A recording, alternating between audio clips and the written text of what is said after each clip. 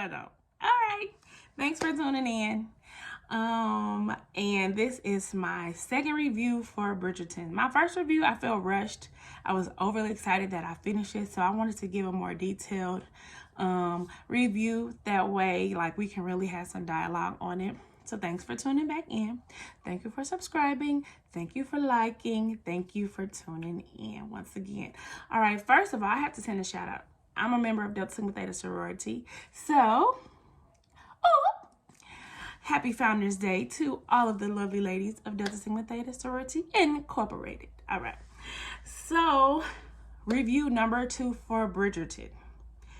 I missed some stuff in that first one. So I was like, let me go back because all hell, Lady Danbury, I did not talk about her. How dare you, DL? How dare you? How dare you?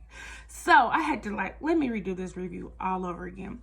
This lady, Lady Danbury, was such an amazing actress. First of all, she was not afraid to speak her mind. Even to Simon, Your Grace, father.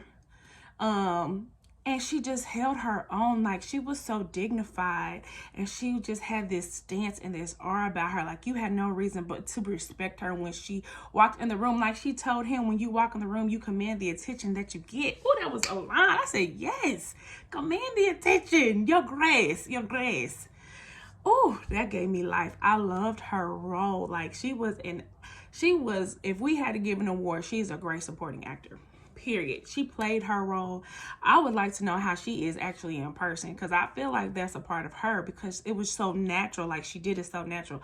Her costuming was amazing. Her makeup was amazing. Her hair was amazing. So to all of her team, they were awesome in getting, well, their costumes overall was at a 10. So they did an exceptional job with her, period. And when you look at Bridgerton, the diversity on that set is so amazing. Like, nobody was higher than the other. You know, the queen and the king was a mixed couple. And, like, it just trickled down. Like, everybody held respect for if there was no culture, you know, besides their traditions. There was it was no race even topic at all, which made the show even more enjoyable to watch, because I don't want to watch things and everything is about race. It is a topic and it is a part of what we do, but you don't want it in every conversation. You know, you don't want to watch it all the time, okay? But it was a very well put on. And I'm so happy they redeemed for 8 more seasons. I said, my God, how old will I be 8 seasons from now? But I'll be doing reviews on them no matter what it is. I don't even care. Okay, next. The eldest brother, he got on my last nerve. Anthony, okay? Anthony, with his little nasty self, doing it in the first season. Like, the first 10 shots was him. So my problem with Anthony, okay, we're gonna say Anthony over here. He wanted his sister, not daughter, his sister to hold a certain ranking that he couldn't hold. And he wanted the men to be at a certain ranking that he couldn't hold towards the girl he was in love with. Like, I know you stepping in for your father and all that, but you need to walk it like you're talking it, okay? So he was totally out of order. And then to hook his sister up, or attempt to hook his sister with Lord Burbrook, sir, nobody is looking at this dude for the rest of their life, okay? He might be hot to somebody else, but I know he wasn't hot to no little 19-year-old, however old she was. That was totally disrespectful. Like, so that mean, like, if I was your sister, you want me to go hook you up with these old ladies that's walking around here? No. Like, that's disgusting. He was out of pocket, okay? So, what I liked in this series, I love the costumes and the jewelry. I can't even talk on it. Just a clap. The jewelry was amazing.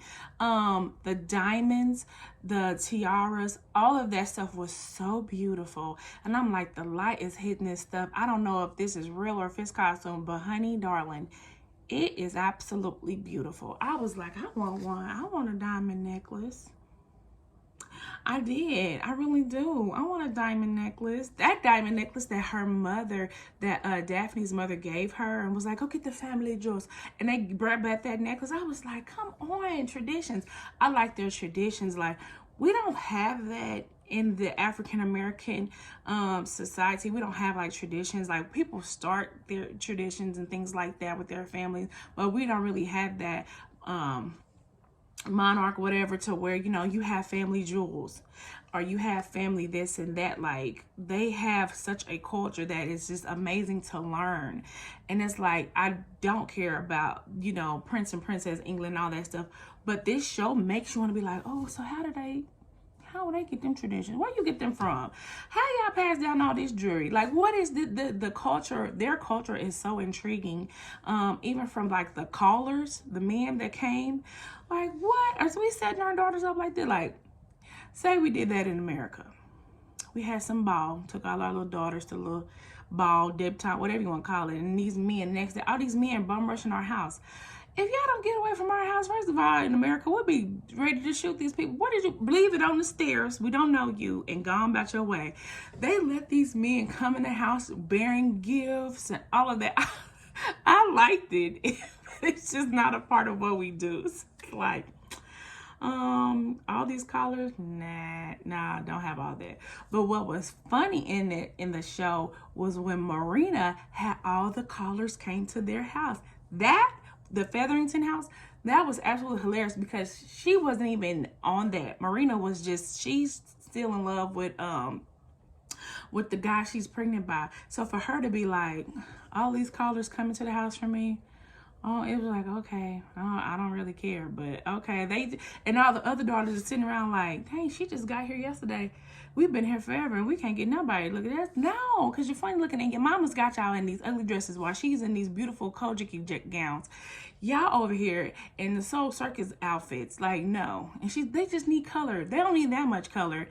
They have flowers here, there, and everywhere. They're like these beautiful gardens. I'm just like, oh, Jesus. But Marina and those callers, those men, those callers, I like that. That's a tradition that that's cool. You could pick who you want. Yeah. I love their accents.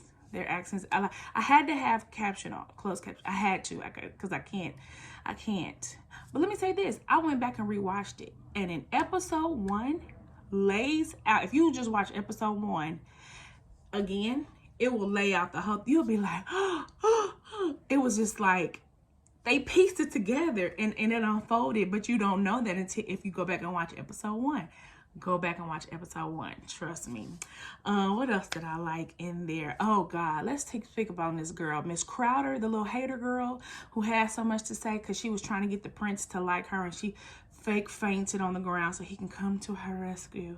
All that foolishness. Girl, bye. Nobody wants you. You funny looking. And your hairstyles are hideous. Don't we all got one of them Miss Crowders in our circle? Or near? Okay, Miss Crowder, get on, Miss Crowder. Sorry, Miss Crowder, get on.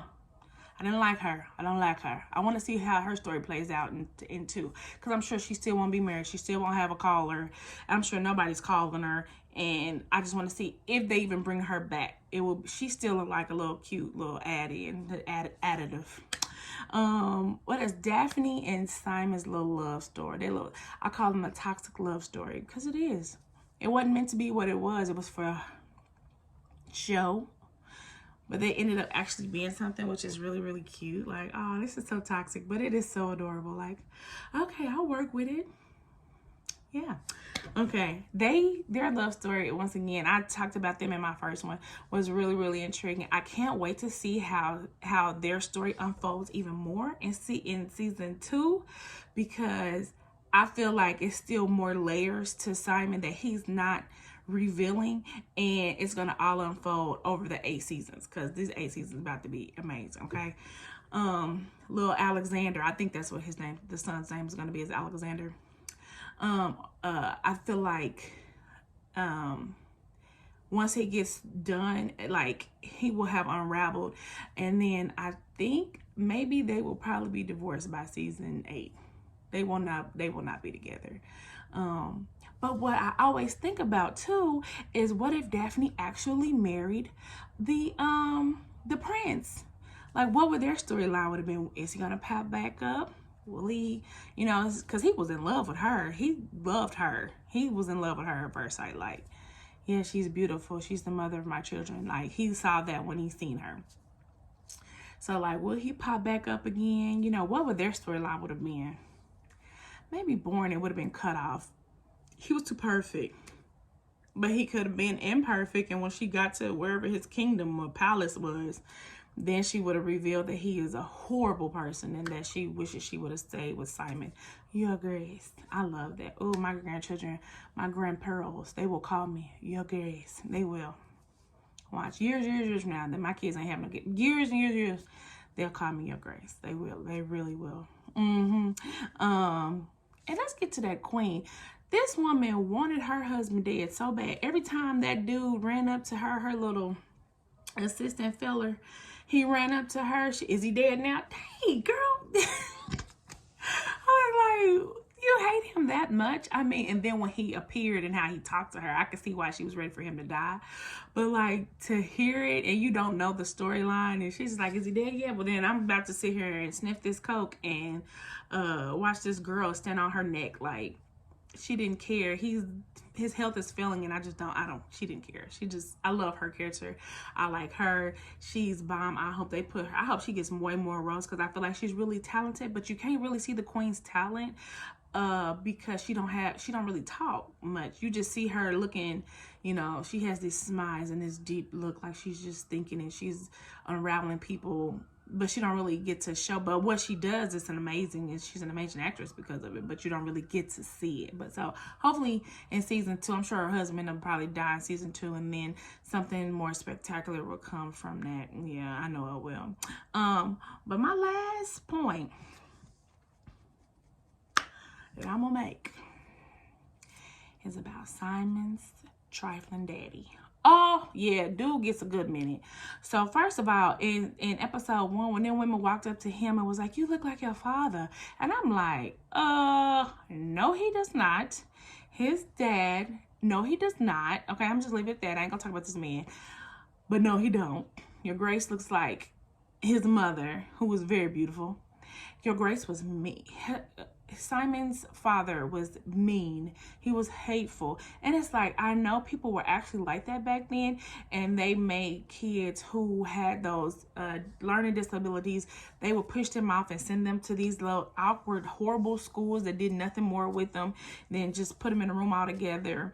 And it's like, God, why would you do that? And his father was so mean.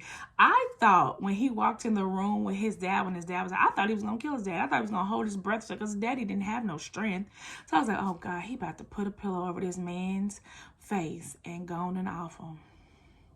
But he didn't. He just watched him take his last breath and did nothing more to relieve him, and just, I ain't gonna call for help.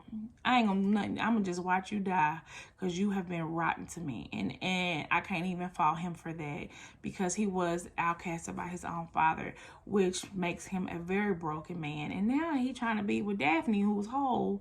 She got little broken pieces, but she ain't dealt with that kind of rejection and abandonment from a parent. And so, like, that's, I know there's more to that storyline too that will unravel while they're at Hastings, which will be really cool. I'm really excited for the rest of these seasons to come out. And one of my line sisters, she said, you should do a video every time an episode. I think that's a bit much, but I'm going to try it out for season 2.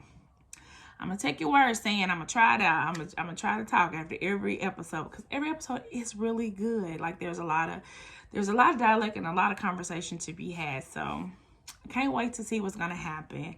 I can't wait. And then once again, I do like how the women have more of a voice that I know they did not have back then. That is such a cool, that's a Shonda Rhimes move. Oh, yeah, that's her. That got her mark all over. Like, y'all not going to silence us women. If I'm writing it, they ain't going to be silent. And they tried to put, the Lady Danbury and Daphne's mom, they put them kids right together. Oh, y'all gonna get married. I already know y'all love each other. Okay, go ahead and put y'all together and call it a day. They went above and beyond the man call. Because, anyway, I ain't going to get off into that. But thanks for tuning in. This video was not supposed to be this long, but hopefully you stayed for all 15 minutes of it. Thank you for tuning in. Tune back in and subscribe when I post some more videos coming Friday. Thank you all. I love you all. Enjoy the rest of your week. Have a great day. Keep reading, keep writing, and keep living. Bye.